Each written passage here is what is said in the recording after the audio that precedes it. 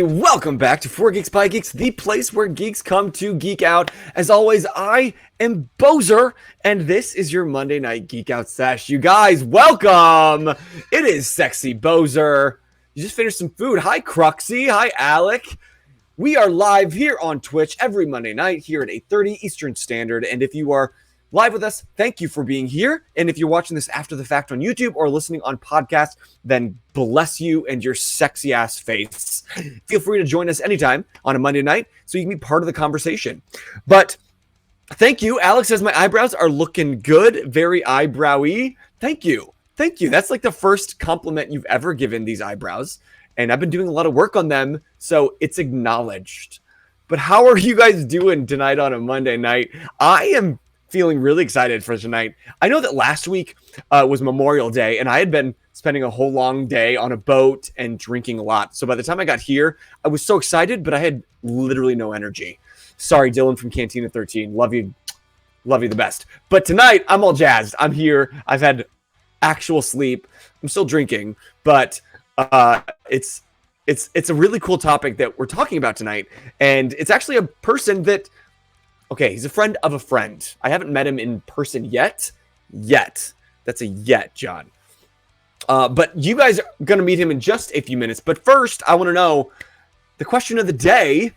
Ooh, it looks like I'm lagging hardcore. I see it. Yeah, I see it. Can you hear me okay? Why? Why is it looking so laggy? We might have to just like start and stop and start over. So nobody leave. Maybe it's going to catch up. Are we okay? Are we okay? Okay. We'll just call that a stroke of the internet. Cool. Anyway, moving on. I want to know, the question of the day is unrelated to tonight's topic completely. I thank you, Cruxy, for the follow. Unrelated to the topic completely is, what's the best pizza place that you love literally better than every other place? I wanted to start tonight with some fights in the chat.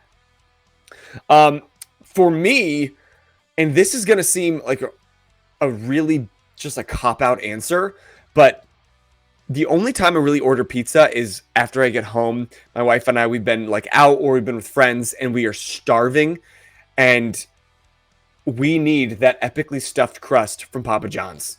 Sorry, Papa John may not be a great person. Think what you want. They make really fucking good pizza. And especially with the stuffed crust and that garlic sauce. Sorry. I know there's like 1,000 boutique and small town pizza places that are probably so much better, but I just can't tear myself away from that stuffed crust. And they bring it to my door in 10 minutes. So, sorry, not sorry. Alex says, I like the thin crust Papa John's. Ew. Sorry, but once I ordered a stuffed crust, and I don't know if they just didn't put enough dough, but the entire pizza was like a cracker, except for the crust, which is not what I ordered. He said, bruh, ew. Alec also says, anything with Domino's. Anybody else? Okay. But if this is your first time at a Geek Out Sesh, we do this every Monday night with a brand new geek guest, and we just let them geek out about what they are passionate about, whether they're creating something, whether they love cosplay, whether they're an artist like tonight's guest, whether they're a writer like tonight's guest, or maybe they are making a video game, or maybe they are just loving the shit out of 90s cartoons. This is the place that you can geek out loud and you don't have to be ashamed. This is your spot. It's our positive judgment-free zone because everybody needs it. So if you're non-positive or very judgy in the chat, you're going to be kicked the fuck out. See yourself out. But if you're here and you like this energy, thanks. Stick around. Boser, you need to text me drinks you want me to try, Alex says. Okay. I'm in Cali in 2 weeks. Okay, I'll make you a long list. I'll share a note with you, Alec, that's like 100 different shots. You can try those. Rebel Hammer is John is a wonderful artist and terrific human. Also, if anybody's named Matt in the chat, I need to know. Let me know. Shout out. I'll be so proud if you figured out how to Twitch. But I'm tired of talking to myself and you in the chat. I want to talk to my guest tonight because he has got a very storied history as a geek and as an artist and as a writer and as a person. And I just want to pick his brain apart. So stick around because we're going to get to know him. And then at the end of the stream, if there's time, I'm going to come up with a random character, and we're going to try to draw it in his very specific cool style. And you're going to try to guess what it is. So it's me. It's Matt. John, look, he made it. He made it. So proud. We're so proud. There's your shout out for the night. But give it up. I want to hear some. I want to hear some emojis. I want to see some emojis. I want to hear you go crazy in the chat for the one, the only, my guest tonight, John Thompson. Everybody, give him some love. Hello. So, you got my eyes warm. So, Matt, thanks. You're also a terrific human being. So. Welcome, John. Welcome to 4Geeks by Geeks Geek Out Sesh. How you feeling tonight? I'm a little nervous, but I'm good. So. Dude, you got nothing to be worried about or nervous about. I promise I'm going to make you look so good because I'm going to make myself look so fucking stupid. No, absolutely not. You seen what my daughter say, I think? Is that Kayla? Was that Cruxy? I think so. Nice. And then Alex says being very nervous because Boser bites. Oh. I didn't say I wouldn't bite. I just said not to be nervous. But John, before we get into everything that I want to talk to you about, what's the best pizza place, hands down? Columbo's and Elkhart. Well, they used to be. Elkhart, Indiana, if you're not from the area. But they're not open anymore. So, did you like Papa John's? I had Papa John's on Friday. I had the meatball pepperoni. Ooh, is that good? Yeah. I got one that was just bacon, so it's bacon. So. Just bacon? Just bacon. So. Why have I never had just a bacon pizza? It was good. It was real good. So. I like to get the bacon with green pepper, which is a good pairing, but it's got to be stuffed crust. Their stuffed crust just beats all stuffed crust. Oh. So, I'm going completely off topic here. Let's go. In the 80s, Pizza Hut had this thing called the Pizarro, and it was like a 2-layer crust. Yeah. It had like thin, and normally I don't like thin crust, but this was like a cracker, and then it had like a layer of cheese, and then it was another crust with sauce and cheese on top of it. It was amazing, and I don't know why they quit making those. But I know they seem like they take things away from us the minute that we need it. Oh yeah. Well, why? like the Mexican pizza at Taco Bell, right? Now it's now it's back, but for how long? Yeah, exactly. Well, they ran out. So They're out? The last time you tried to order, they were out? They ran out, but I guess they got more coming. So but anyways. They're full of shit. They just toy with our hearts. Taco Bell.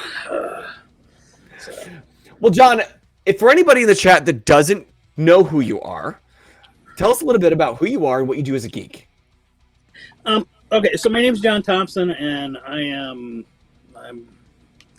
a lifelong comic collector, toys. I love science fiction.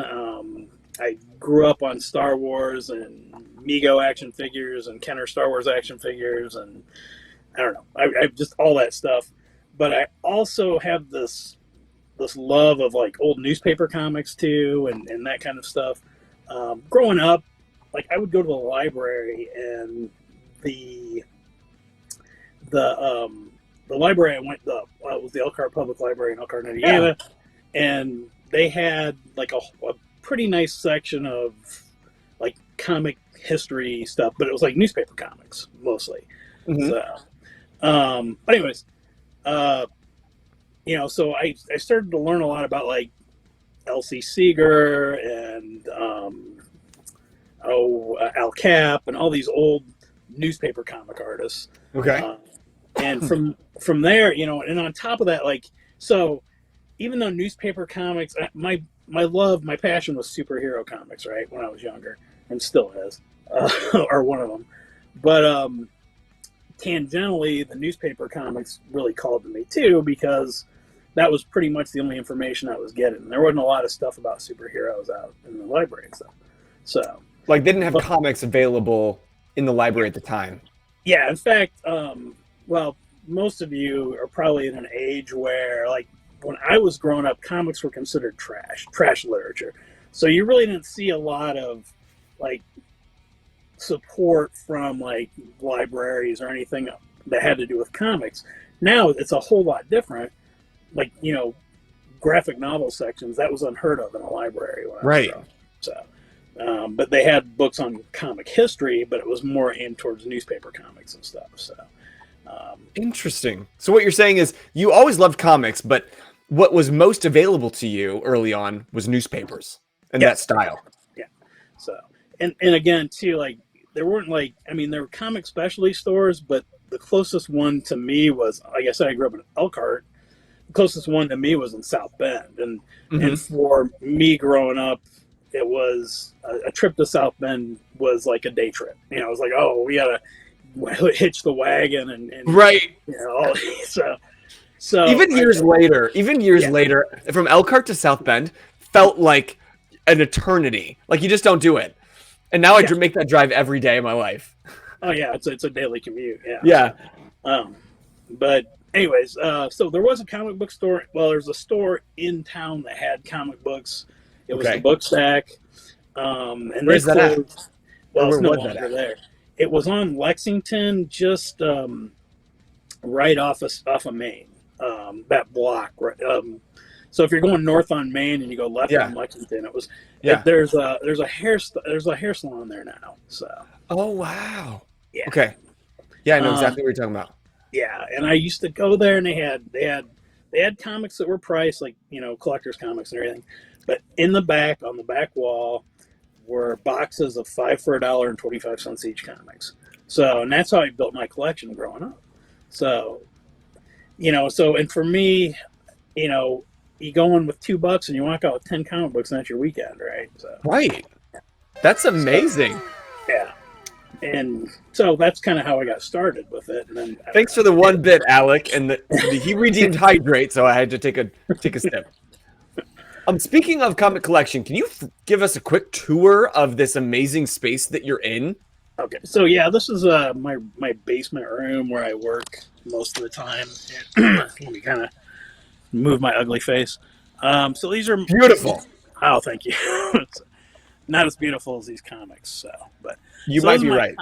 My comic collection. There's about and it's not the biggest, but I like it. There's about 10,000 books here. There's the first. Holy shit! First Wolverine. Wow. I don't know. That's probably my gem. But there's the first Ghost Rider over here. So. Ah! Yeah, what year did that first Ghost Rider come out? I think it's 72 or 73. So. Okay. Wow. So there's some more figures here. This is kind of a mess right now, but there's some books, more figures. This is my ceiling. I'm trying not to make anybody dizzy. Wow. And just can you give us a slower pan? We're getting kind of laggy on we might have lost him. Did we lose him? That space is amazing. Okay, we're gonna get him back real quick. Or we're gonna restart. Oh, there he is. Okay, he's back. Sorry. We lost you for a second there. I think someone was trying to call me. I'm sorry. Anyways, yeah, I don't know where I left off, but there. Could you one more time, just a nice slow pan of the entire area, just because I don't think people can appreciate the space that you have and all that's there. You have like all those incredible toys, vintage toys, retro toys. Oh my god, I love all that turtles. Yeah, I got a ton of turtles. Over here, some Star Wars, mostly vintage. Up on the top is Masters of the Universe. Oh my god, you have your own little museum down there. Oh yeah. So, and then on my ceiling too, I have kind of. And those are toys. Yeah. Okay. Almost. I think the majority of them are like superhero toys, but okay. Anyways. That is so amazing, and it makes my little corner that I'm in. I was proud of my corner, and then I see your corner, and I want to burn it to the ground. Mine, not yours. This is one of those things where I was like, I had like a figure that I like. I was like, oh, this is really cool. And I had it sitting on a shelf. And then, relatives, this was when I was younger, and relatives would be like, oh, well, we got to think of something to get John for Christmas or whatever. So then I started getting toys, and I was like, whatever. But then being the collector mentality I have, I have to have all of these. So it became kind of a obsessive compulsive thing. So You're a completionist then. Exactly. That's exactly. So. I've always found you types very interesting to me because I am not that way. I could give a shit if I even finish anything in my life. I start things. I like starting. I don't like finishing. I'm one of those people that it's like, oh well, it's cool that I have the Spider-Man Mego figure. Now I need to get the Human Torch, and then the next thing I know, I have all of the Marvel Mego figures. And I'm like, well, I got all those. Now I need to get the DC ones, and then I go from there. So it's just and then it just builds and builds. So Cruxy says you're just missing some Pokemon. Oh yes, exactly. Yeah. And Tyler Ruck says you're an absolute pimp. That's my son, and then my daughter Alex is here too, if I'm not mistaken. Is that Cruxy? Or Cruxy's Kayla? No, that's Kayla. And we got the whole family here. I love that. Yeah, it's great. And I don't know if Kyle's here or not, but if you're not here, I'll see you on the podcast later or whatever. So there you go. Yes, because if you're listening back, well, I guess if you're listening back, you already know this is on a podcast. Exactly. So I don't need to tell you that. So clearly you got really geeky really early on in your life. Oh yeah. And you were doing that. We talked previously to the stream. You were doing that when it wasn't so mainstream and it wasn't so easily accepted, but you persevered. So like for the youngins in the chat, talk about what it was like going uphill both ways to the comic book store in South Bend. Yeah, exactly. So, I grew up in my teenage years were the 80s, right? So, that was kind of like if you liked comic books or were into science fiction or whatever, you were either relegated to that geek corner or you kept it hidden, one or the other. So, and it's not that I was ashamed of it or anything, but at the same time, I didn't like walk around wearing like an Alpha Flight T-shirt either. So, which I would have loved to have done. Then someone would say, "Oh, Alpha Flight, you love Alpha Flight too," or whatever. But yeah, I mean, and I had my friends that were into comics. I mean, it's kind of like you knew it was that underground in school. Like, oh, my friend Mike here, and he likes comics, and my friend Dion, and which I have my friends Mike and Dion that I grew up with that were into comics too. So, and those of you that know Mike, it's Mike Kern and Dion Hill. So, but anyways, there you go. Just give us their address real quick. I'm just kidding. And then there's Alan Stewart, who was a local guy, and Hall of Heroes. Hall of Heroes. So he was one of my comic friends too. So we knew each other and we hung out sometimes we didn't, but it's something you didn't really go. Well, there's a few people that advertised it, but most people just kind of kept it under wraps. You don't want to be that. Oh, look at that nerd. So, but it's not that you were ashamed. You just didn't want to open yourself up for the ridicule. Yeah, well, exactly. That's perfect example. One of the things too is like I think of comic art even when I went to college. Well, I'll get into that a little bit more. But when I was in high school, I had an art teacher who, and I'm not going to name his name, but he was mean, and he thought comics had no business being in art at all. Like comics were not an art form. And it was funny because there was a kid in my class who sat in front of me, and any of you that are remotely interested in drawing comics, there is a book called How to Draw Comics the Marvel Way. It's kind of like the most mainstream how to draw comics book out there. It's been around since like the 70s. I might have it. Yeah. And I'm trying to look around. It's like Stan Lee and John Buscema wrote it, co-wrote it. And in it, there's these like kind of figure studies of different characters, and this kid that was sitting in front of me literally copied those, which is fine. He did a great job, but he copied like 4 of those images, and the art teacher was going on and on about how great these were and these are wonderful. And then I took out the book and I said, those are comics. And he's like, no, they're not. Oh, absolutely not. This is comics is garbage, blah, blah, blah. So I got the book and I showed it to him, and he was like, oh, well, that doesn't count because these were done in Connie crayon and those are pen and ink. And I was like, what?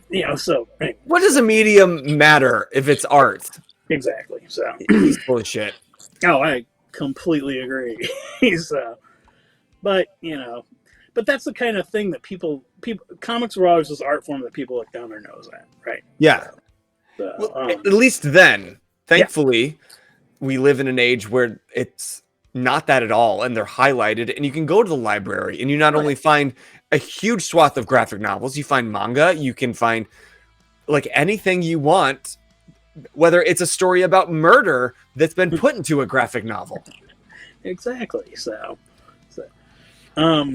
yeah, and it's interesting because like you go to the library and there's a whole shelves of graphic novels, and they're not just novels. I mean, mine isn't really a novel; it's a graphic narrative because it's a true story, but it's still. And that's the thing, though, is that because it's a story told with pictures, sometimes it gets relegated to like this. I think that it's still, especially for people that are, say, over the age of like 40 or 50, they have a tendency of looking at even a story told with pictures as a kid's book, right? So it can't be serious, and it can't tell a real story. And it's taken decades for this to, because I mean, there have been even in the 80s, like Joe Sacco was writing about Palestine, for example. Yeah. And it was these, comic art used to tell a serious story, a news story. Joe Kubert in the 90s doing, Bosnia, I believe, is what he was covering. So yeah, serious stories being told with medium, and people are like, oh, all right. It's taken decades for them to accept this as being an actual legitimate art form, I guess. So. Oh, I didn't mean for that to pop up. I'm sorry. I thought it was doing the background. Anyway, sorry, wasn't trying to interrupt you. Oh, but, no. But while you were talking about different art forms, I just kind of wanted to show people that you kind of have all kinds of art forms. Oh, yeah. So we're going to show the main one here in a few, not the main one, but the one that we're going to talk more about, which is your graphic novel here in a few. But before we get to that, I want people to see that you are capable of so many great things in so many different styles. So as I kind of scroll through these pictures, will you want to briefly break down like what we're looking at? So this picture, so again, I like toys and action figures. So this is actually 3D prints. I found these models actually, through an online, it was a Colts 3D is what it is, and they have high resolution scans of vintage Star Wars figures. Okay. So I bought the 3D models, the digital models online, and then I 3D printed them. So on the left, that's the Yak face from the vintage Star Wars Kenner figures, and on the right is the blue Snaggletooth. So. And for those of you that aren't familiar with Blue Snaggletooth, originally Kenner, when they released their first wave of Star Wars figures, they accidentally released Snaggletooth being the same size as the normal figure size, which is 3 3/4 inches. But Snaggletooth in the movie is smaller than everyone else, so they re-released that figure at like 2 inches, but then they made him in a red jumpsuit, and it's the same head, different feet, and different body, obviously, because he's a lot shorter. But this made this the blue Snaggletooth, and it's rare because they immediately stopped making blue Snaggletooth. Got it. So that's why you were really excited that you finally got one in your collection. Yeah. So one of my childhood friends is a guy named Kevin Sharp, and he had said, "Oh, I know that you like this," and so we did a trade. So what did you have to trade for that? I traded him a couple of 14-inch Mego superhero figures, and I can't remember what else. I think a G.I. Joe. I don't know. So it was a couple of different things. So I still feel like I ripped them off, but Hey, if he's happy. He was happy. I was happy. So, but All right, what are we looking at here? that is actually a detail from a painting that I did called "Better Than the Rest." It's a play on that song Machine Head or whatever. You know. Okay. So, anyways, so that is a detail, and that's actually Rom the Space Knight. So if you're familiar with comics, Rom was a comic that Marvel did in the 80s and I think it ended in the 80s. But it was based off of a Parker Brothers action figure. So, anyways, but it's Ron, but he's got like a suit and a bow tie on. Okay, So he's all dressed to the nines. I think you'll see the full size image here shortly. And okay. Yeah, so, but that's me at the Hall of Heroes Museum with Reb Brown. Reb Brown he played Captain America in the 1970, I think it's 78 CBS movie. They did like 2 Captain America movies, made for TV movies, and it was Reb Brown played Captain America. So. Okay. That's you with a Ghost Cycle. And yeah, that's me with Ghost Rider's Hell Cycle. That's one of them that is on display at the Hall of Heroes. Mm-hmm. Those are the Grand Rapids Comic Con. It's hard to say. Me with Felix Silva, who played Twiki on Buck Rogers. So one of my childhood idols. So cool. Yeah, I was pretty excited. This was me and my friend Craig Emmerich, who's another comic guy. He's also a car guy. We went to the Marvel traveling exhibit. I think it was the year before last, in January, at the Henry Ford Museum. So, and that's me sitting with the fiberglass thing statue there. That's cool. Got my mask on. This is a traveling exhibit? Yeah, actually, it was the Henry Ford Museum, not this last January, but the January before. It ran I think it ran from October to January, and then it was at the Museum of Science and Industry in Chicago. I don't know where it is. Oh, now. You're right. There was. Yeah. I remember, a year ago or 2 years ago. Yeah. And everyone's like, "Bro, you got to go see it." And I was like, "I will," and I never went. I'm so pissed. It was fantastic. And what's amazing, and I didn't know this, was that apparently Eric Roberts, the actor, Julia Roberts' brother, he collects original comic art, and a lot of the art that was in this traveling exhibit was his. Oh, so wow. He had the last 3 pages from, I think, Amazing Spider-Man 121, The Death of Gwen Stacy. So the Gil Kane pages. There was a copy of the original art for Marvel Spotlight 5, which is the first Ghost Rider. I mean, just amazing stuff. So, oh yeah. And Matt says it was in Vegas too. In Vegas, yeah. So. Matt, I also want to know: is this did you create this handle, Rebel Hammer 5505, or did you steal this from Xander? Anyway, what are we looking at now? Oh, that is a 3D print. It's I'd say about 8 inches. Okay. And it is a little demon-looking imp. It's not a really good image, but it's blue. It's actually a video game character I made on 3DS Max, and then I made a small kind of first-person or third-person game with this character. So you created video game too? Yeah. I mean, it's just a little demo game. It wasn't what the fuck, John? Oh, it's no big. I just created a video game. It's easy. It was a weekend. Yeah, well, it was a workshop, so but that's amazing. Thanks. Is this playable? Can we go play this game anywhere? If I could, the thing is, it was done using Unity, and they've updated. So I have to dig it up. I don't know, possibly. I did talk to me later. I did have a playable demo, but it doesn't seem to be supported anymore. So this was probably go find me. Ago. Yeah, exactly. Yeah. We'll crowdfund it. We'll bring it back. So that's another 3D model I did. It's based off of Ray Harryhausen Cyclops from, I think, Jason and the Argonauts. So, I thought he looked familiar. Yeah. So I remember watching that in high school. Oh, I love that movie. So it's Ray Harryhausen. So wow, all that old stop motion stuff. So this is the actual maquette that was used for the Spider-Man 3 movie with Thomas Hayden Church as Sandman.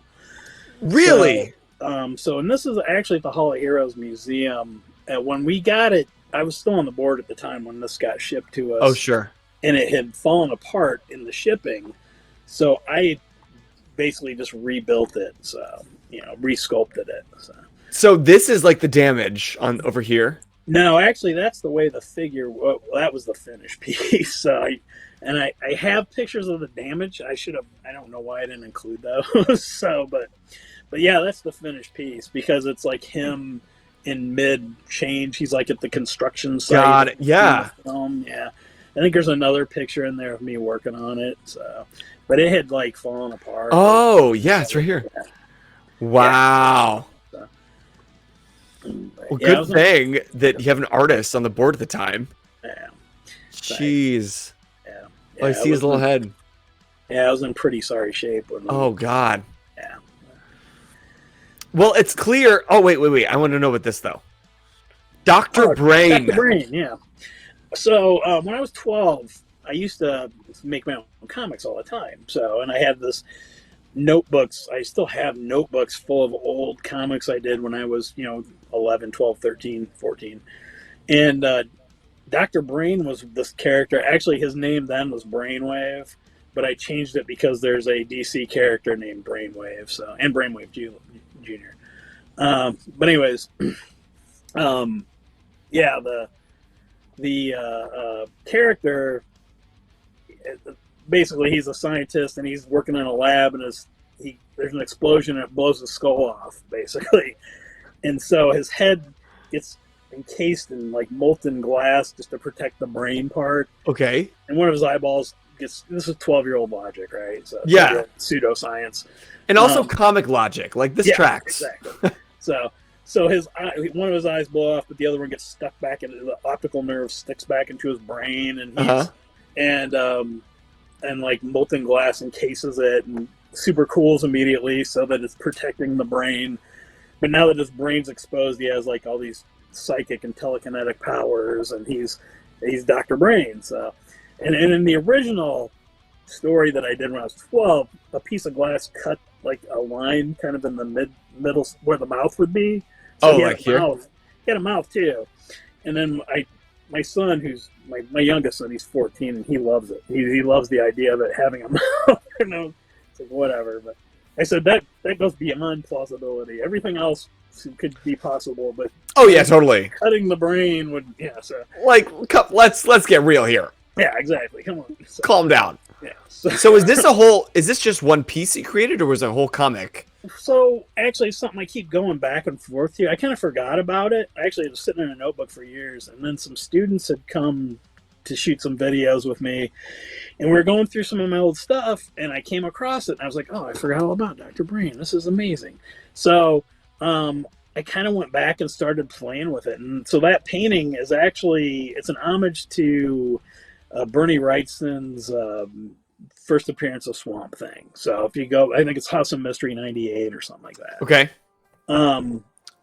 But that painting is actually like 3 feet by 4 feet. So it's a pretty good shit. painting. That's huge.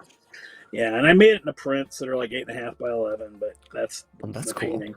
But then I started doing a series of little 4x4 panels, and then I put them like, so each 4x4 panel was like a separate comic panel. And I would hang them together in a series, and I did like one set, and I was like, wow, this is really cool. And then I kind of got distracted with other things in life and stuff, and I haven't really touched on it much since. I did make a couple 3D models of that character, though. One is about a 12-inch maquette figure, a full body. Okay. And I think I got pictures there for those, too. And then one is like an 8-inch, or maybe a 10-inch bust of it, but so you clearly are just very talented in art in all mediums and styles. Thanks. But I love that, just to kind of keep it rolling towards your graphic novel. I love that you said originally that the style of art and that you like comic strips, but they mainly came in the form of newspapers. Yes. And so when you said that, everything made sense with your graphic novel. Yeah. So before I kind of show what's going on, quickly give us the premise of the graphic novel. Okay, so it's actually a true crime story. It's about Belle Gunnis, and for those of you not familiar with Belle Gunnis, she operated out of LaPorte, Indiana. her period was from like 1901 to 1908. Now she actually is a Norwegian immigrant who had immigrated to Chicago around I'd say 1878, maybe somewhere around there. I don't remember the dates. But and then she was married to a man. Wait, he said I don't remember dates. Meanwhile, you've been spitting out dates this entire fucking night. Okay. But yeah, so she married a guy named Sorensen, and they had like a confectionery shop in Chicago, and it mysteriously burned down. They collected insurance money on it. Mysteriously. Yeah, they had 4 children, I think, at one point, but the belief is that she couldn't actually conceive, so she was getting them from an orphanage. Of those children, 2 of them died of, they believe, they said it was colic, but colic could also be poisoning as well. But they collected insurance money on those kids. Collected insurance on the candy shop. Collected insurance on her murdered children. Yes. And then her first husband, he died also mysteriously the day, like, he had 2 life insurance policies that overlapped. And it was the one day where they both overlapped. So she collected on both policies. One was like $3,000 and the other was $2,000, which was roughly like, I don't know, $200,000 in 1901 money, I guess. Yeah, because that doesn't sound like a lot now, but then it was huge. Oh yeah, and so she took that money and she used it to do like a trade with a farmer in LaPorte and bought this farm in LaPorte. So she had this she had like, I don't know, 20 acres or something out in LaPorte, and I've been to the property since, but anyways. And there's like it's been subdivided over the years, and there's multiple properties on there now. But anyway, so in 1901 she remarried, or 1900 she remarried. In 1901, her second husband died there was an inquest held, but he had a hole in the back of his head, basically, and his face looked like it had been smashed in. And she claimed that a auger from a sausage grinder had fallen off of a shelf and hit him on the head. So, but anyways, he died. He had an infant daughter when they got married, and the daughter died too. He had another daughter that his brother had come and rescued. So this is the only child from Belle Gunness's life who actually lived. So, but. Anyways, so from counting up the bodies so far. Yeah. So 1902 to 1908, she had a series of farm hands and then also prospective suitors that had come to the farm and kind of never just disappeared. So add 2 more. And and then from 1908, her farmhouse burned down, and one of her farm for the insurance money. Well, the thing was, they found 4 bodies in the wreckage. One was a headless female, adult female, and then her 3 surviving children, which they all died too. She also had a teenage daughter, not daughter, but a girl that she had raised since she was a baby, who was like her ward, and she disappeared mysteriously as well. And she told everybody, oh, she went off to college. She's out in Los Angeles. She's going to school at some seminary. And they're like, all right, whatever. Yeah, from LaPorte to Los Angeles in 1908 for a seminary. Yeah, that tracks. That's easy. It's an easy trip. Yeah. Yeah, just a quick jaunt, about 2 weeks on a train. So. Yeah, no big. But anyways, basically, all of these mysterious deaths and everything and people missing. So she had been kind of courting through the mail. She had advertised in Norwegian language newspapers throughout the Midwest, these Lonely Hearts ads. And she had a guy who was in Iowa, I believe, that she had enticed to come to the farm. And then he went missing. And then his brother started to inquire about him. And about all this time, all this stuff came to a culmination. Then the farmhouse burned down. They found these bodies. He came to see if there's any evidence of his brother. Yeah. And so he starts digging around on the property, and he finds his brother's disembodied corpse. So, and then underneath that, they find the disembodied pieces of her ward then too, Jenny Olsen was her name. So, and all told, they found like the remains of like 13 people on the property, not including the people in the fire. Not including the people back home. Yes, yeah. That she had first murdered. Yeah, not them too. So oh my God. So like conservative estimates say she murdered 17 people, but I've seen anywhere from 17 to 140. So, but there's like 140 is like an extreme exaggeration, I'm sure. But still, why would it go from 17 to 140? Well, some people tried to link her to like mysterious deaths in Chicago, and then there were people that just supposedly went to LaPorte and just never, like, people had told their family, this is the late or early 1900s, right? Yeah. So people are like, oh, I'm going to LaPorte. I'm supposed to go get a job as a farmhand up in a farm there, and then they just disappeared. So a lot of people thought maybe my nephew was one of those people there. Mm-hmm. So like I said, they found like the remains of 13 people, but they also said that she would dismember pieces and feed her hogs with the body parts. And so there might be just people missing because they were fed to the hogs. Yeah, exactly. Holy crap. Okay, well, before we get any further away, because I want to know more about this story, but I want to show people the art form that you're creating. Oh. And also, if you want your own copy of anything we're talking about tonight, you can use command Thompson, and it'll take you right to this site.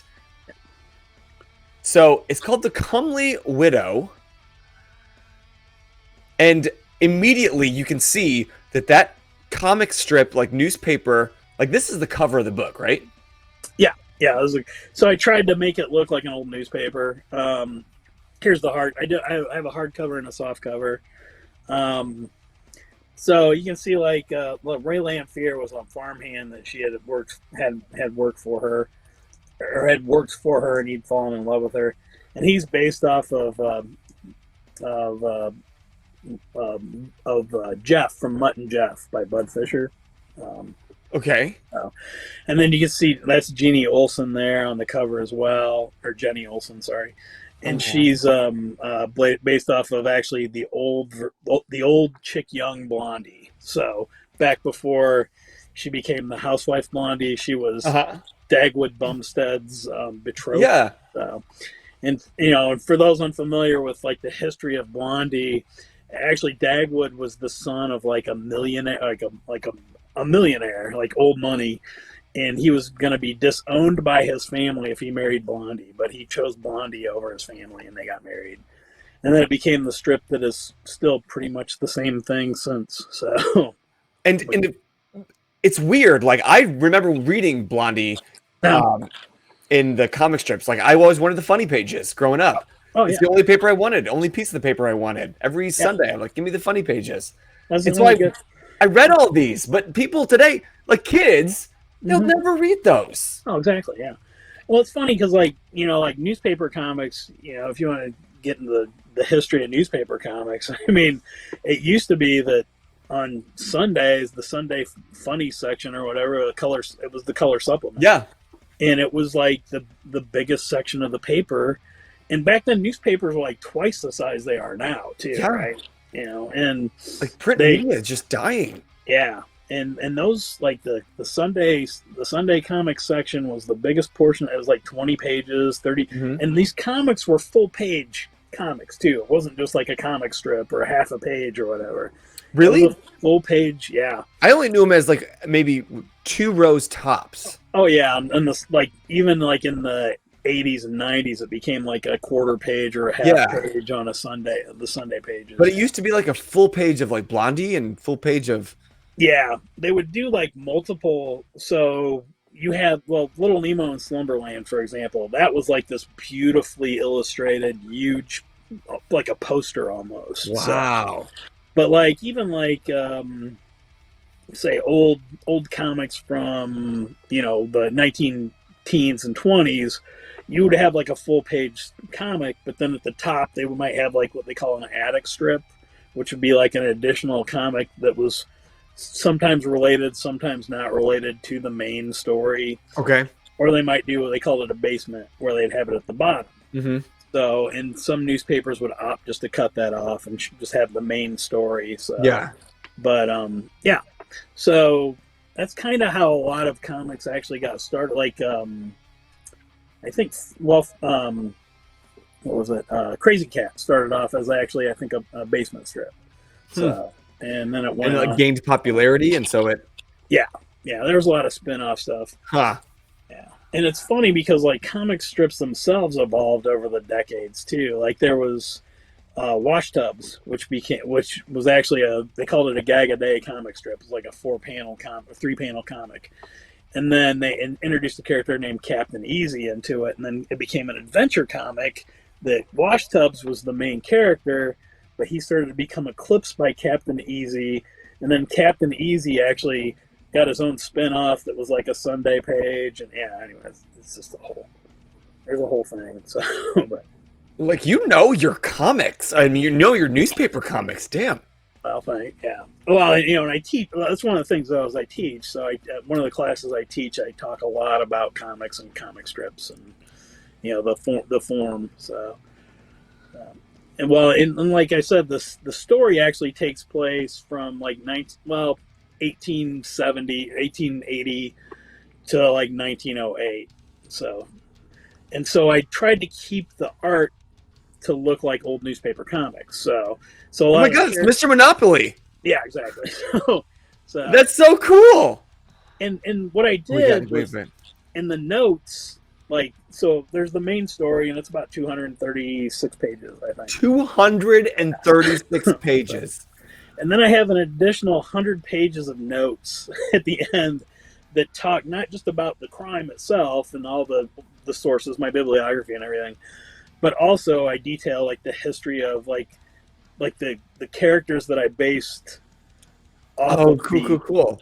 So I talk about like the history of that, like the character and their creators too. So I'll talk a lot about, say, like Bud Fisher or Elsie Seeger, because again, Belle Gunness, the character in the comic, is based off of a character named Myrtle Sappho, who was actually, which was an addict strip for Thimble Theater, which Thimble Theater eventually becomes Popeye. So, and I see a lot of characters. Like I saw an Olive Oil, I saw a Popeye. Yeah. You saw Mr. Monopoly. Yeah. You saw a lot of things look like Dagwood or Blondie.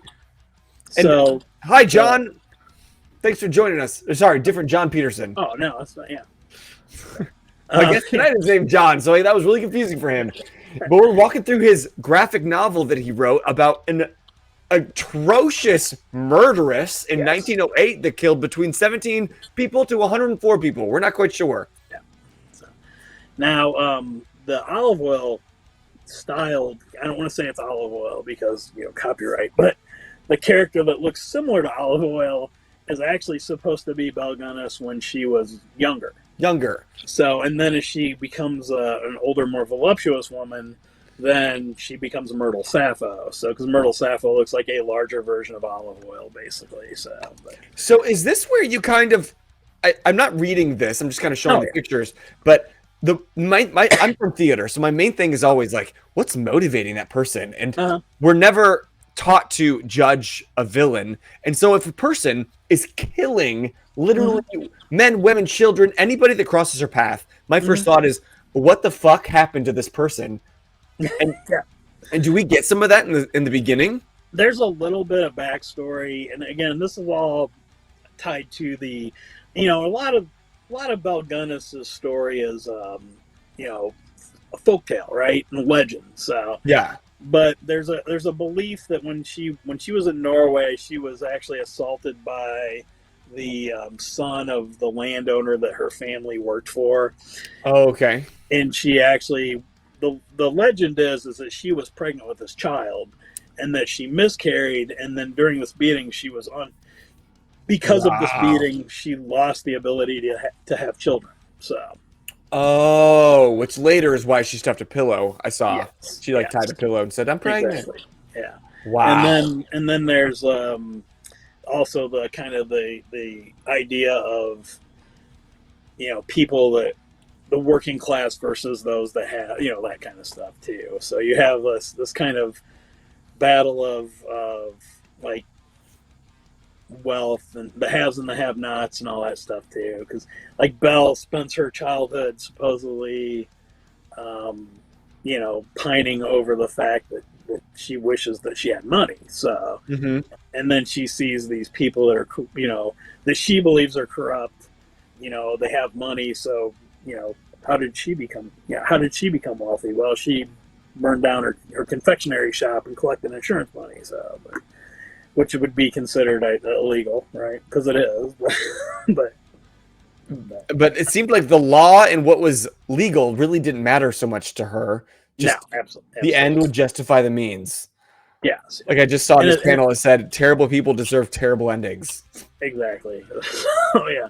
So it's kind of my heavy-handed way of foreshadowing, basically. Yeah. No, it's awesome. I just love, like, there's so much to love about this graphic novel. It's an incredible crime story. Like my wife and I love, like we love the crime stories. Her favorite podcast is Wine and Crime, and Oh, they okay.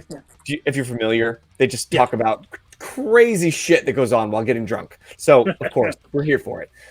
So she would be about this, but I love that it's a callback to not just one specific, like when Matt first told me about this, he's like, it looks like Popeye, and there's aspects that looks like Popeye, but it is a callback to all those precious comic strips from the newspapers that I grew up with.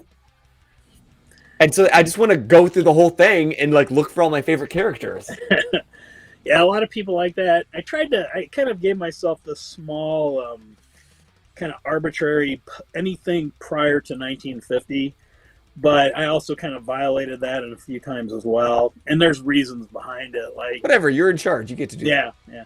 So like I did add like a character named Charlotte Braun, who was kind of Charlie Brown's alter ego, back in the 50s. Interesting. So Charlie Brown had a female counterpart named Charlotte Braun, who was a complete opposite. She was mean and loud and obnoxious, and she actually got phased out of the comic, and then kind of her role was taken over by Lucy as Lucy got older. But she makes an appearance. There's an appearance by Lyman from Garfield. I don't know if you remember Lyman. Yeah. Yeah, he was John's roommate. He was Odie's owner. So that how Odie got into the picture? Yeah. So John makes an appearance, or Lyman makes an appearance briefly.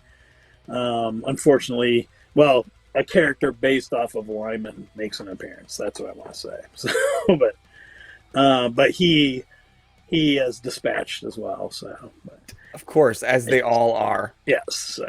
Well, we're kind of taking a quick stroll through the graphic novel itself. And a reminder to anybody at home, if you use Command Thompson, you can pick up your own copy. You can listen to this. You can get your digital version, $3. You can pick up your paperback, $12.99. Like a 236-page hand-drawn graphic novel by this man, $12.99. Or go for the hard copy, which I absolutely will once we're done here, for $21.99. I swear I get no commission off of this. I'm just floored. Like, this should be like a $50 book with all that you put into it. Thanks. Yeah, and actually, so if you're local, in the northern Indiana, southern Michigan area, there are copies available at Tom's Toys across from Mishawaka High School. Oh, okay. He has actually right now one soft cover there. So there's copies at the marketplace in Niles. My wife Jennifer has a flea market booth there. So nice.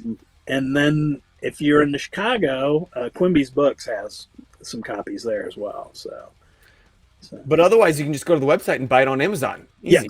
Yes, and that's sweet. Yeah, and I'm also doing a signing in LaPorte for Arts in the Park. I think it's July the 29th, maybe. And then again the following week in August. I think it's a Thursday, and I'll be there signing copies and selling them there. So Well, I hope that a lot of people show up for that. thanks. But I've got so many questions. Okay, so Oh, absolutely. this is your first full graphic novel that you've created, right? Yes. So, but you had created like a sorry, trying to hide shit. Okay. oh no. But you created kind of a comic strip before with the Dr. Brain. Oh yeah. That really wasn't a comic strip so much as it was just like, me screwing around. But I did do art, a superhero comic actually called Dark Guardian Shepherd. Okay. And that was by a guy in Elkhart, Indiana, Mark Henderson, and he was looking for an artist. So I don't know if Mark's out there, but if you are, get a hold of me. I'd like to talk to you, see how you're doing. But and hope you're doing well. But I did, I think, 5 issues of Dark Guardian Shepherd. Did the art for that. And that was more of a straightforward superhero comic. I also did some work in I did a lot of small press stuff in the 90s. So I did some stuff for a comic called Plastic Soda. I had some comics in the Seattle Scroll, which is in Seattle. It was like a weekly. Is it? Yeah. Shock. I did covers for a comic newspaper in Bloomington called The Quiver. This was 97, 98, way back in the olden days. Yeah. Yeah. So, but this was my first long form. Like I when I started doing this, it was kind of, I like true crime. So yeah. So, and I kind of thought, well, this is close to home. There's a story I heard my grandma actually would talk about this. Oh, really? Like you knew about the story previously before you started researching it for the book? Oh, yeah. I mean, this was kind of, I grew up in the area. So. Yeah.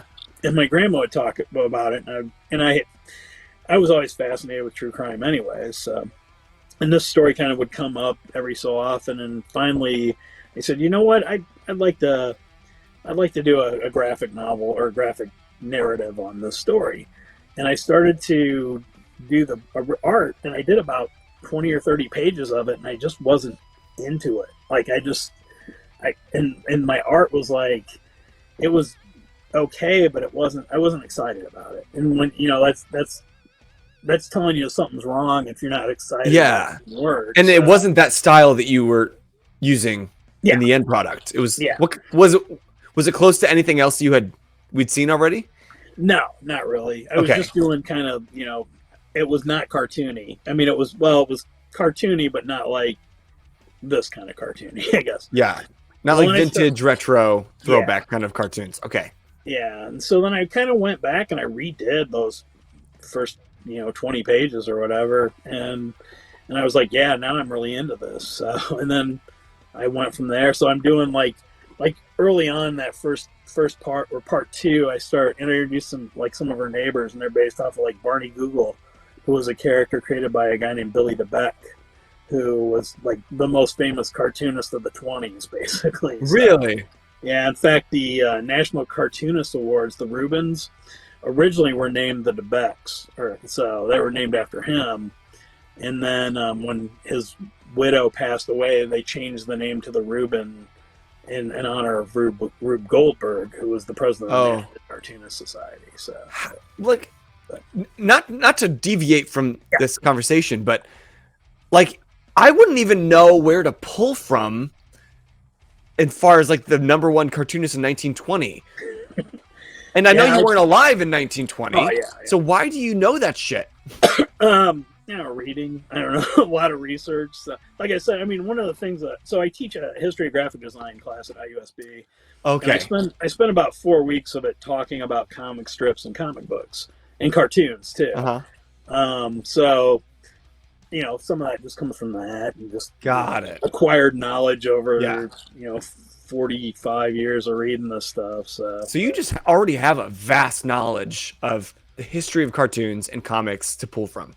Yeah, well, yeah. So, I mean, I'm not. I don't consider myself like an expert or anything, but I know how to look things up, I guess. So. You know more than I do. And it's already like I already saw several characters that I recognize from old comics in the book, and so I can't wait to look through that and find some more, and even the ones that I wouldn't recognize, and then look back in the index. I'm like, okay, what's this? I'm getting excited. I can't wait to buy this book. I'm gonna buy this book as soon as I'm done. I have like these, I call them montage pages, and it's like, because I got to a point where she supposedly, now again, they've attributed her officially to, I think, 17 deaths, something like that. Okay. But again, there's a whole list of people that were missing from that time period. Yeah. So it got, I don't want to say tedious, but after a while, I was like, it's going to get tedious if I keep showing her murdering people over and over again. So I just did these montage pages where I have like a picture of a guy.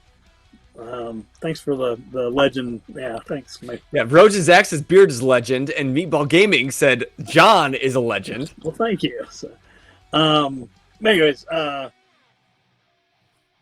like, so I'd have like a picture of like one of her supposed victims, and then like right next to it, like a different means of disposal, or murder.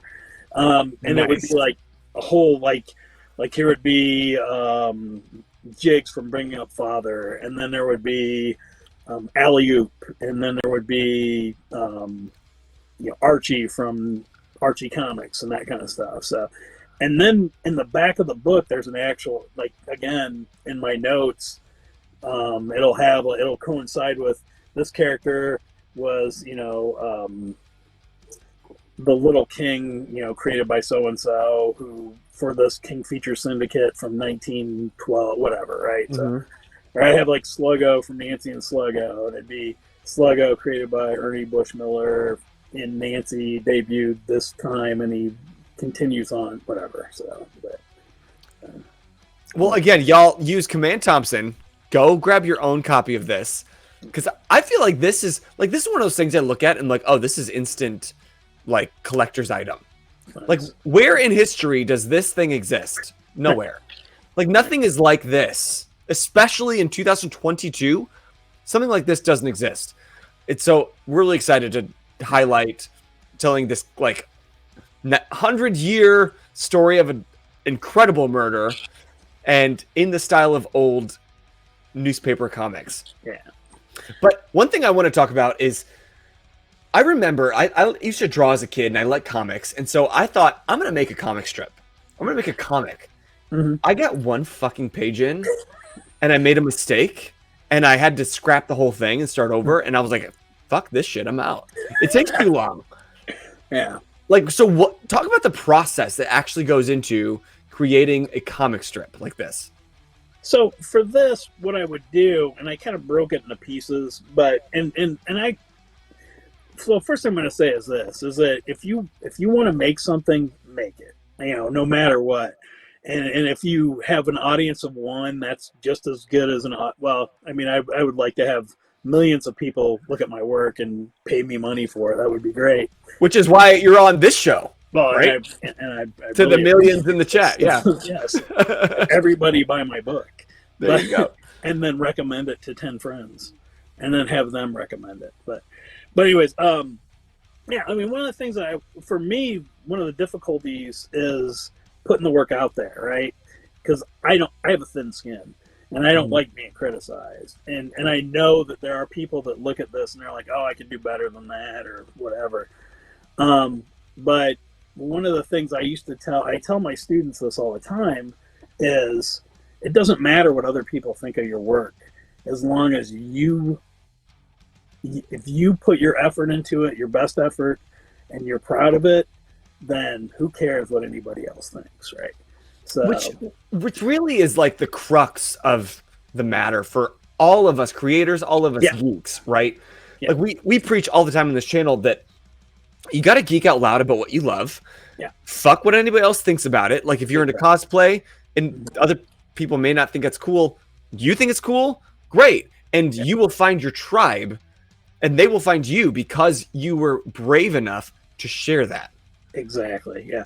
And that's the thing, like, I used to get really, really worked up, and I still do. I'd be lying if I didn't say this, but I'm like, when I read like a negative review or someone says something, and I get really, really hurt about it, it's upsetting, to the point where, why do I bother? But then I think too, this person might be having a bad day, or this person might have, whatever. They have an axe to grind, or whatever, Some insecurity that makes them feel better by tearing you down. Yeah. Yeah. And that was, I saw recently, Facebook, I made a post, this is probably 6 or 8 years ago, where I said, it doesn't matter what other people think of you and your work. What it matters is what you think of you and your work. So put the work out there. It doesn't matter, whether people like it or not. If it means something to you, that's what matters. So, and, not everybody's going to like everything. So, right. Well, let me push you on that a little bit, because this applies to your book. This applies to art. This applies to, like I said, anything. So how did you develop that spirit of realizing that you shouldn't care what people think, but knowing that we do care what people think, but still striving to move forward? Well, I think, and for me, it was, I think for me, a lot of it is that if I'm not making, whether it's cause I like to paint and I like to draw and I like to sculpt and whatever else. But if I'm not in the process of making something, I get really irritable, and Interesting. I never really thought about it before until one day I was like, man, why am I in such a terrible mood? And then I would sit down and start working and I'd be like, man, that's why. So I haven't been doing this. So, but as far as this book goes and just doing the work, and some of it was grind. I'm not gonna lie. Some of it was like, man, but yeah. I forced myself to sit and just do, if I told myself if I could do a page today, that would be enough, and just do that. And this took me all told about 4 years. So, because, I had to research it, and I did a lot of research. And you wrote it as well, too. You didn't just draw it. You wrote the whole thing, all the script. Yeah. Okay. Yeah. So, and as I would write it in sections, and then I would draw, and then I would write some more, and then I would draw some more. So, it was a process. And as I went, and as I would work on it, like I would get, 100 pages into it, and I realized, oh shoot, I just found some new information. I got to go back and change this. So I would go back and edit. So as I would work. And you can't easily, it's not like a book that you can just grab this part, delete, fill it in. You have to then tediously redraw that shit. Yeah. Yeah. That's why I can't do that. I'm over it. As soon as I have to redraw one thing, done. But, in the case of this, like again, about 4 years, and actually I was able to finish it because of, COVID was terrible. For me, it was horrible. And I thought, great, I'm going to be able to spend all this time at home working on my book. And sounds great in theory. It was great. But the thing was that I'm also trying to teach, and I had to move all my classes online. So that, and people seem to think, oh, you're teaching online, it's not that big a deal. It makes my job 3 times harder because I'm doing 3 times the work because I'm creating the content, but then I'm having to go back and meet with students, and then so it's, anyways, it was, I can complain, but nobody cares. No, I totally get you. But small glimpse, at the end of COVID, I was teaching like a theater class for the last 6 years, and it was super easy. Not easy, but easier. And then we had to move online. I'm like, how do you teach this shit online? Exactly. Like, it's art. It's like interaction. It's connection. And you can't do that over Zoom. Yeah. Well, it's like, because I teach visual arts, right? I teach graphic design, and I teach, so immediate feedback, it's hard to give immediate feedback when you're sitting across the computer screen from somebody, and they're like, here, this is what I'm working on, and they're trying to hold up their monitor, and they're, oh god, and you're like, whatever, it's pixely because you have a bad connection. Yeah, exactly. It's just we're wasting our time there. Yeah, but you go to the classroom and someone's working on something, you just lean over their shoulder and go, okay, this is why this doesn't work. Yes. And okay, I get it. Not 3 days later when you're looking at an email, So, no, I care, and I hear you. Yeah, but you are heard. but yeah, the book, I sat down and I was able to, because again, I'm in the house, I'm kind of in my space here, working, and I'm just grinding it, and I finished it, and then I had the whole thing put together digitally, And I started to put it online. And I just put a page. Well, I actually started off with the first chapter, the foreword and the first chapter online. And then every day I would put up a new page. And I did this for like 9 months, basically. So, however, 236 pages of material, basically. Okay. And then, and then also, like I said, there's 236 pages of story, and there's another 100 pages of notes. So I would put up the page, and then I would put a link to the notes too, because I would add the notes to it on a separate page. And this was up for about a year. And then at the end of the year, I decided, well, I was trying to get it published. And that's the other thing. I got super discouraged because rejection. And I finally said, you know what? When part of the reason I was getting rejections is that, and I think you touched on this, is that there's nothing like this really out there. So yeah. People didn't know if this should be true crime or if this is a graphic novel or both. Yeah, or both? What? Yeah, and so, and that was kind of the answer I was always getting from people. It was be like, we don't know how to market this, so we don't know what kind of category to put this in. And I was like, all right. And I finally just got frustrated, and I said, I'm just going to publish this myself. So I went through Amazon, and which, whatever, people have their thoughts on Amazon. I do too, but it allowed you to actually get it out there. Exactly. So, and I mean, it's not like a bestseller or anything, but I'm glad it's out there, and I was able to get it published. And I thought, I'm never going to do this ever again. And then I started working on another one. So of course you did. Yeah. So like, it's just, I feel like maybe this is just because I'm in the hype, and I've talked to you now, and I'm sure talking to the author of anything, it immediately heightens their work, because like, you see the work, the kind of person behind it.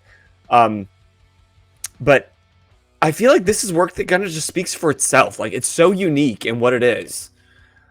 And I'm so glad that you were able to get it self-published on Amazon. Well, thanks. And I really... Again, it's $13 digital, $21 hard, and $3 digital, yep.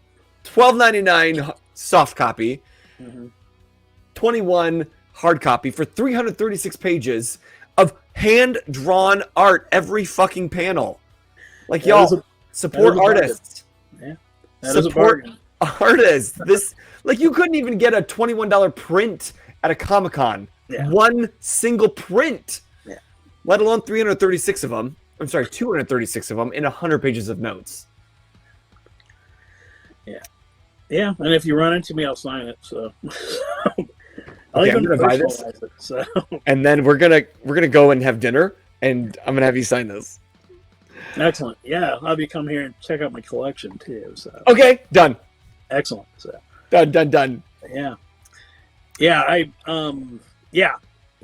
But I want to tell every single one of you out there, if you want to do comics or make a comic or whatever, just do it. That's the hardest part is sitting down and actually starting. Once you get started, and Kayla, absolutely, I will sign yours in August. So. Absolutely. And that's the other part of this is like you were saying, anybody listening now here live in the Twitch chat, or if you're listening back on YouTube or the podcast, maybe you have always thought, like, I want to start a comic. It seems impossible. Or I want to sell my art. I want to publish my book, but it just feels like I can't. Speak to that person and kind of encourage them into a real life glimpse into your process. Yeah. And I have a lot of students that say I can't draw, but drawing is a learned skill, right? Like anything. If you want to draw, then it's just a matter of spending that time, and it's going to take a little while, but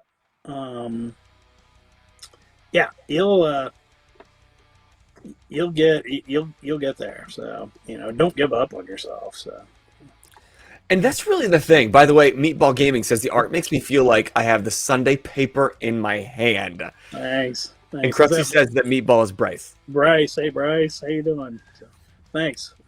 But that's really the thing of it, isn't it? That all of us, no matter what we're doing, become our own worst enemy. Like, you can read some shitty comments on your YouTube or on your posts, but at the end of the day, if you let those keep you from continuing to create, it's not that comment's fault. Yeah. It's yours. Exactly. By giving up. And I think a lot of people get discouraged when they see that, and yeah, that's human nature, right? Absolutely. You're gonna feel bad, but and the thing is the complainers are gonna complain regardless, right? They're gonna make comments, and some people just make comments because that's just their nature. I don't want to say that they're sad people or trolls or whatever. Right, like you said, you don't know what they're going through. You don't know kind of insecurities they are trying to project onto you. Exactly. So, and the people that are going to support you, they might not even tell you. They're just going to go. You have fans you don't even know you have. People are out there reading your stuff, and they may not comment. But if you quit making the stuff, then you might start hearing the comments too, right? They might start saying, "Whatever happened to you? Why didn't you keep doing this? I used to read it all the time." And yeah. And you're like, well, I wish you would have told me that then, because now, but now I think we're coming into like the crux of the matter for all creators. If you are doing anything for that instant gratification or for that validation, if you're not getting it, you're going to stop making it. But you said it earlier. If you love what you're doing, then just keep doing it. Yes. Because you have no idea the kinds of people it's affecting. Like, very small example, we've got maybe 3-4 people commenting here in the live. We've got far more actually watching this. They're just not talking because they don't want to. And that's completely your choice. That's fine. You don't need to. But like the people that support you, like you just said, will never be you're never going to hear from every single one of them. Yeah. The haters you might hear from because they need their own kind of validation. Exactly. And Alec, I see you said don't forget to do the game. We had a game planned, but I'm really loving this chat, so we're gonna just keep digging into this. And if you want to see more of his drawings, you're gonna have to go to his website, which you can go to Command Thompson, and I think it's got a link to your. Does it have a link to your socials on there as well? I think so. Yeah, my Facebook and Instagram. Yep, at the bottom. That's all I use. I have a Twitter, but I haven't used that in months. So. Same. Same. Twitter? Isn't that something to do with Elon Musk? Yeah, that's just his baby now. But yeah, and if you want me to come back anytime too, I'd be more than happy to do the game again. So. Yeah, we can always shoot that later. Because you said that you were working on another book. Yeah. Tell me about that. So in the late 80s and early 90s, there was a man in Indianapolis named Herb Baumeister who ran a chain of small, he had a couple of small thrift stores. They called Save-A-Lot. It wasn't the Save-A-Lot grocery store, it was a thrift store. Oh, I know Save-A-Lots. Yeah, I love Save-A-Lot. Yeah. It's a great place to buy staples. but it wasn't the grocery store. It was a thrift store called Save-A-Lot. I just had the same name. But every time you see a news report about it, they always show a Save-A-Lot grocery store, and I was like, I'm not buying ketchup. I'm buying a suit jacket. But anyways, so him and his wife had they had a small chain of thrift stores, but he became a really successful Indianapolis businessman. And they bought a farm up in Westfield. Was it Westville? Anyways, just right outside of Carmel. And they bought like an 18-acre farm that they called Fox Hollow Farm. And if you look up Fox Hollow Farm on YouTube or whatever, there's tons of ghost hunters and stuff. It's because during this period, he was going to gay bars and picking up men and then bringing them back to his home when his wife and children were out of town. Whoa. Murdering them and then just throwing their bodies out into the woods by his house. So, and this was what year? This was from the late 80s until the early 90s. Well, about 96. Jeez. So, also, by the way, Heat Sweater said, "Great looking novel. Buying one now." Excellent. I appreciate that. So.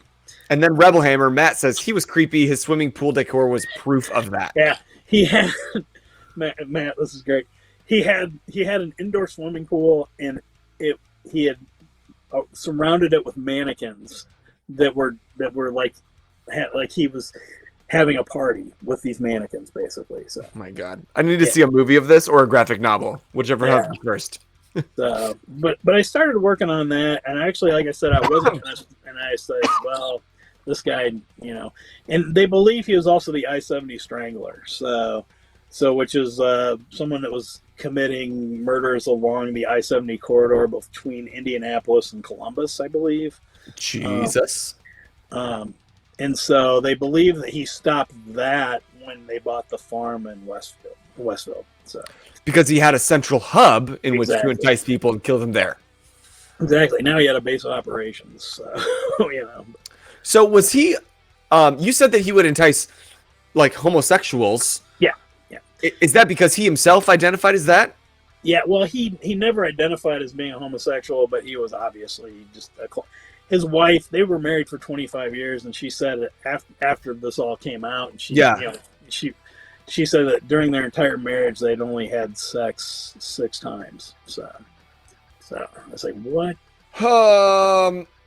No judgment for anybody if that's your story. Yeah, but I don't think that should be anybody's story. no, that's a slow week for some people. So Jesus, yeah. But then why would he murder them? Wouldn't he like want to keep them on the back burner and that's them the back? thing. Well, and nobody's. Well, the thing was, I mean, spoiler, he ran to Canada and killed himself before they actually could arrest him. So hate when they do that. So when you buy my next book, Hell yeah. that's how it's going to end. but yeah, so they don't really know like his motivations other than they believe that he. I mean, there were a few people that said they had a relationship with him, kind of closeted relationship, for periods of time, but it seemed to me like, and this happens with a lot of serial killers, is that he was experimenting with erotic asphyxiation. It got out of hand, but then he discovered he liked it, and he was like, "Oh, I'm gonna keep doing this, but I'm gonna kill people," and that's pretty much what he did. So. Is that how? Oh, because he was the I-70 Strangler. Yeah. So he strangled them to death. Yeah. That tracks. Yeah, and a lot of people kind of dispute the I-70 thing because there's no way to know. Yeah, and there's Indianapolis in the late 80s and early 90s wasn't exactly an open place for homosexuals either, right? In the 90s, yeah, especially 80s, 90s. Yeah. So are you planning on drawing that in the same style as you did this book, or is it going to be different? Because you can apparently do anything. Well, thanks.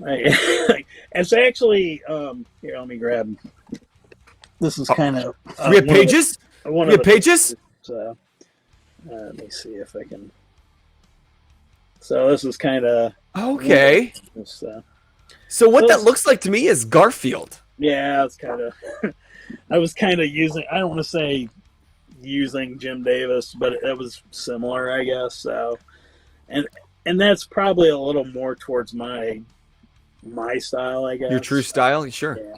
But I like that because it's more updated to the 90s and the 80s when I was reading those comics. Yeah. So, yeah, and I by no means want to disparage Jim Davis or Garfield at all.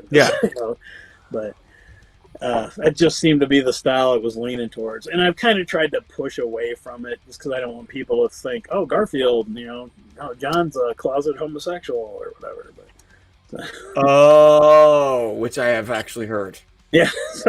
Well, there's also, I don't know if you've ever seen John or John without Garfield or Garfield without Garfield is the comic.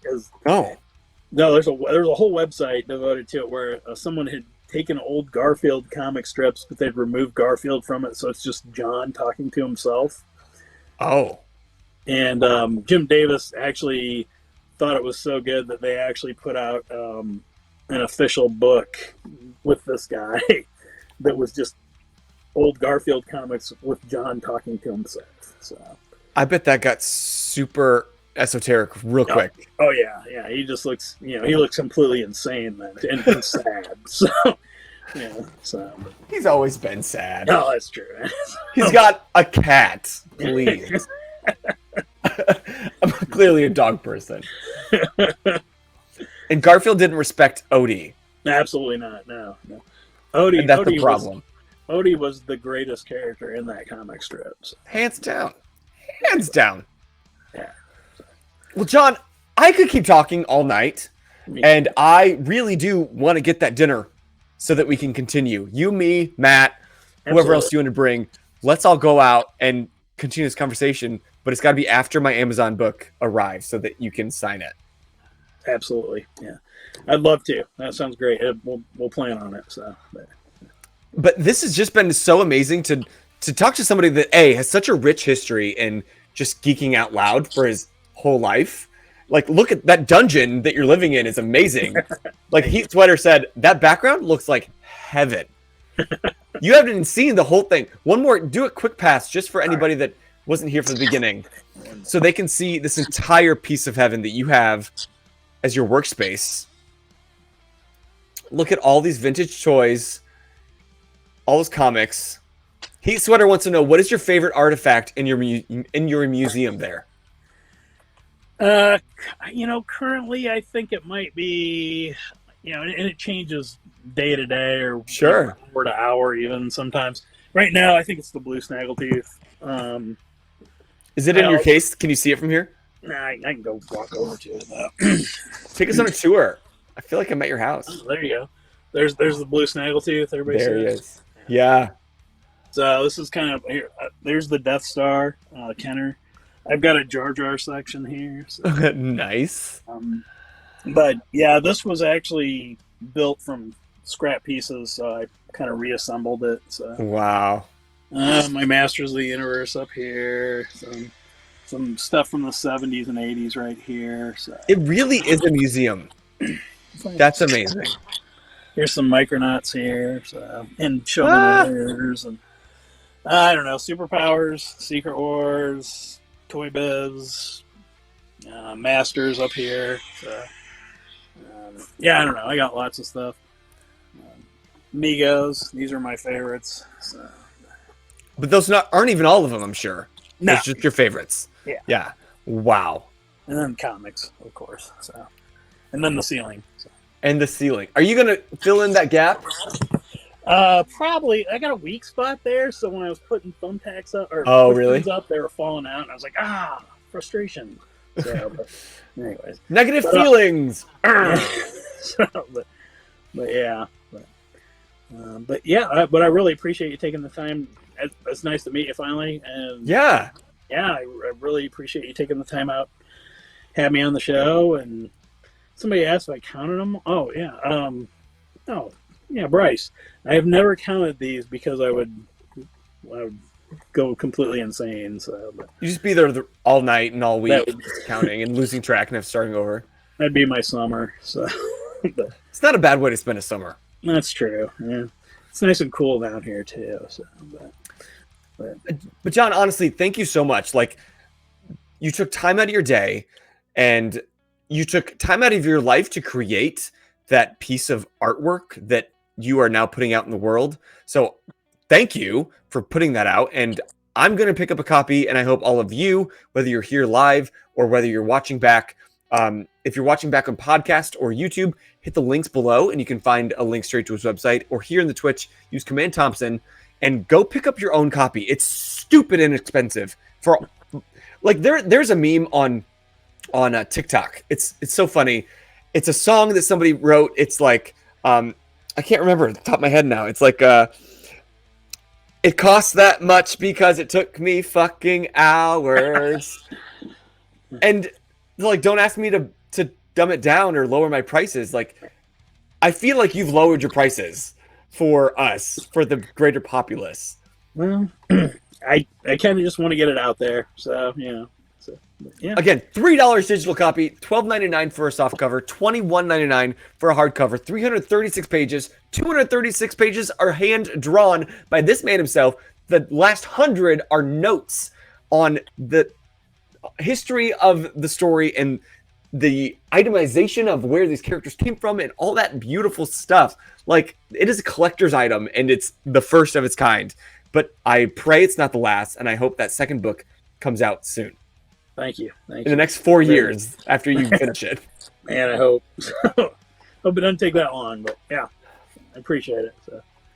But again, this is your Monday Night Geek Out Sesh. I'm going to hide you for just a quick second, John. Don't go away.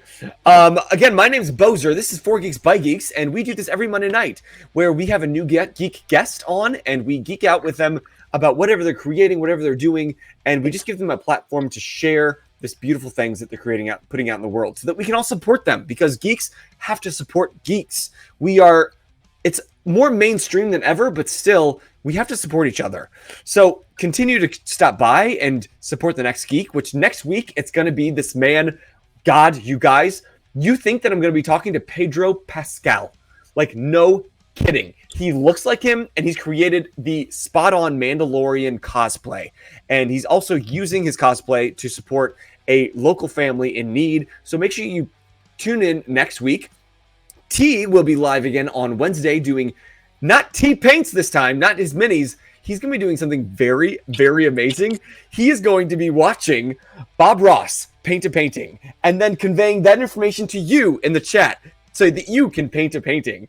And we are going to see whatever kind of shit happens at the end of it. I'm so excited, and I pray that I can be there for it because I want to be part of that chaos. So it's going to be a once in a blue moon opportunity. So grab a canvas, grab whatever medium it is, whether it's paint or colored pencil or crayon or pencil, whatever you got. And I want to see whatever kind of shit we can make in the internet. And then Thursdays, T and Jeff are going to be live again, talking about a new TTRPG that we're highlighting, all kinds of indie TTRPGs that need the love, just like all of these geeks need the love, as we're gearing towards a brand new campaign of City of Mist, which is a different alternative to D&D, and I'm really excited. We're getting closer and closer to beginning that campaign, and we've got so much going on here at FGBG. Sorry, that was my plug. Some of you put the Discord link up, so go ahead and join the family so that we can continue this conversation. Find us on Instagram, find us on Facebook, find us on YouTube, find us on here on Twitch. John, thank you so much for hanging out with me tonight. It's been a true honor. Well, thank you. It's been my pleasure, my honor too. And see, I knew we were gonna be fast everyone friends. out there, thank you for coming and listen to me talk. So appreciate you were great. You were absolutely great. You were nervous for nothing. Thanks. It's a natural guest. Thank you. So, but here we have a little tradition here at the end of the show. I'm going to say my name. You're going to say your name. And then I'm going to say, and until next time, you just keep. And then you're going to say geeking out. Okay? Can you do that? Yes. So, as always, I am Boser. I am John. And until next time, you just keep geeking out. Geeking out. Good night, you guys.